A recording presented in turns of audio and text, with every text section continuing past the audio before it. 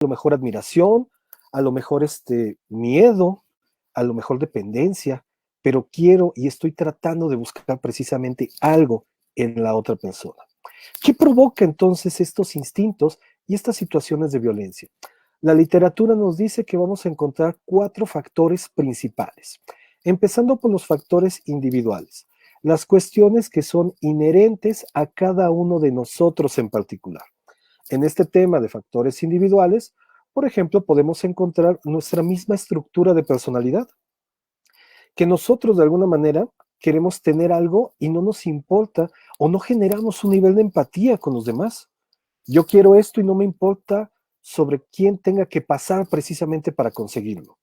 Incluso nosotros aquí en México, por ejemplo, hablando en términos de violencia, tenemos un factor que es muy interesante y que esto, si bien es cierto, es un factor ambiental, termina permeando en la situación individual.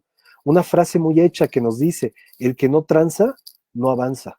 Y entonces nosotros pensamos que podemos estar por encima de los demás y que mejor aún podemos conseguir algo a pesar de que ellos sufran, a pesar de que a ellos les vaya mal. Y lo podemos ver incluso hoy en día, y ya y lo veremos posteriormente con el tema de las vacunas. Yo quiero que me vacunen a mí, no me importa que los demás se mueran. Eso es un tema asociado directamente con la violencia. Esta falta de empatía que tenemos con respecto hacia las demás personas. Esta falta de entendimiento de que la otra persona también sufre, de que la otra persona también le lastima eso que estoy haciendo yo, pero que a pesar de todo lo sigo llevando a cabo. Normalmente, estos factores individuales tienden a ser un desencadenante de los factores familiares, que es el segundo punto. Una familia que es permisiva, una familia que es permeable en ese tipo de sentidos. Es muy común que, por ejemplo, en ciertas estructuras de familia, donde se aplauda ciertas frases o ciertos contextos, como por ejemplo, ve y pégale, que no te diga nada en la escuela, tú no te dejes, tranqueate a todos, que no te importe, esos factores familiares precisamente es lo que van moldeando las conductas de los mismos niños y que cuando crecen precisamente replican ese tipo de conductas.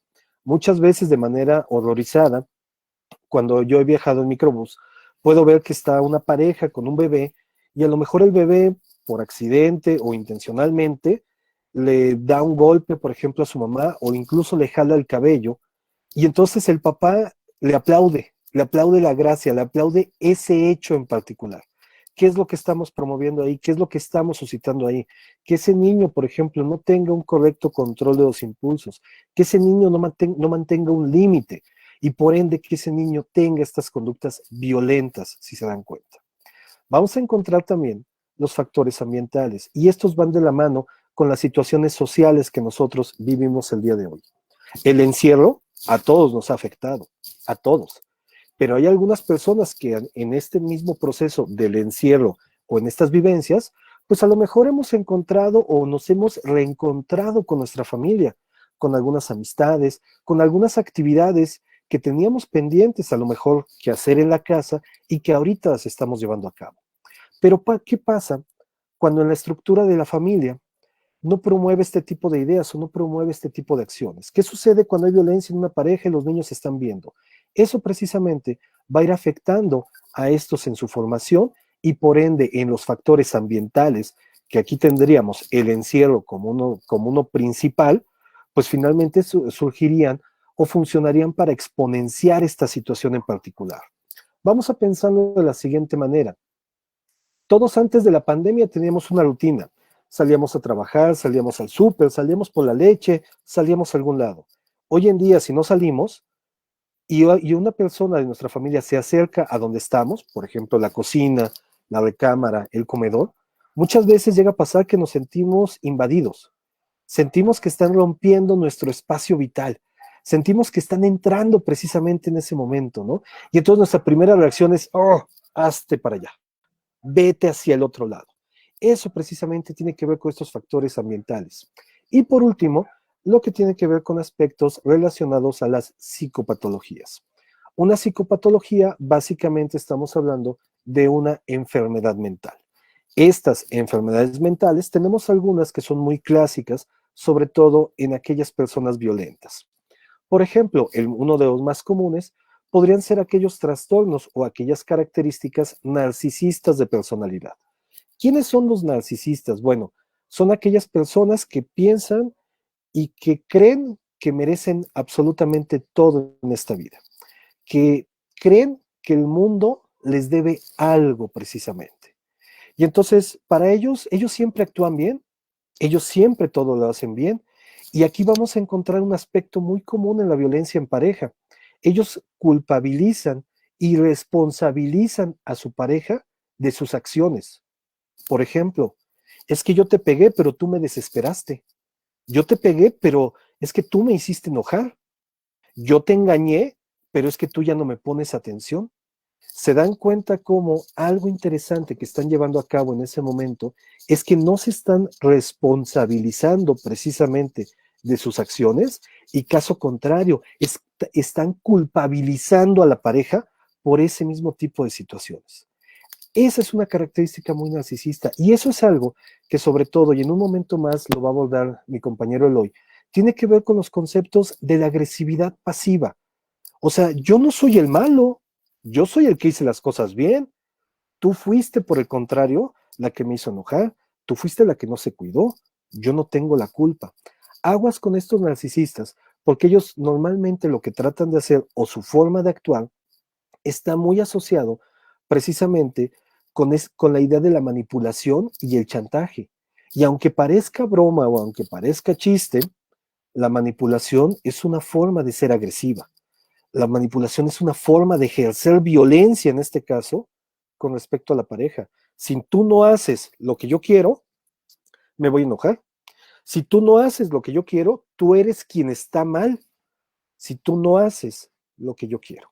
Y eso precisamente nos va quitando el punto de identidad, nos va quitando ese hecho de ser nosotros precisamente como personas. Y en lugar de volvernos un miembro, en este caso de la pareja, solamente nos volvemos una extensión. Y al volvernos una extensión, nuestro punto de vista, lo que nosotros pensamos o lo que nosotros opinamos, carece de importancia.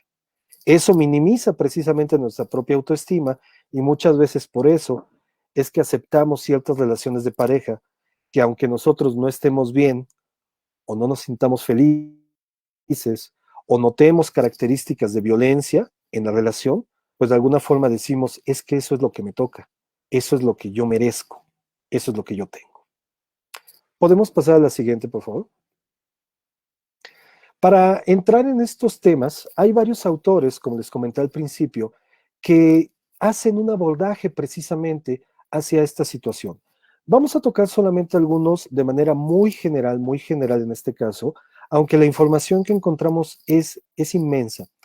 Y a lo mejor varios de ustedes van a preguntar y me van a decir, ay, ¿por qué vamos a ver filosofía en un tema más de psicología o en un tema a lo mejor que yo quisiera saber lo más práctico?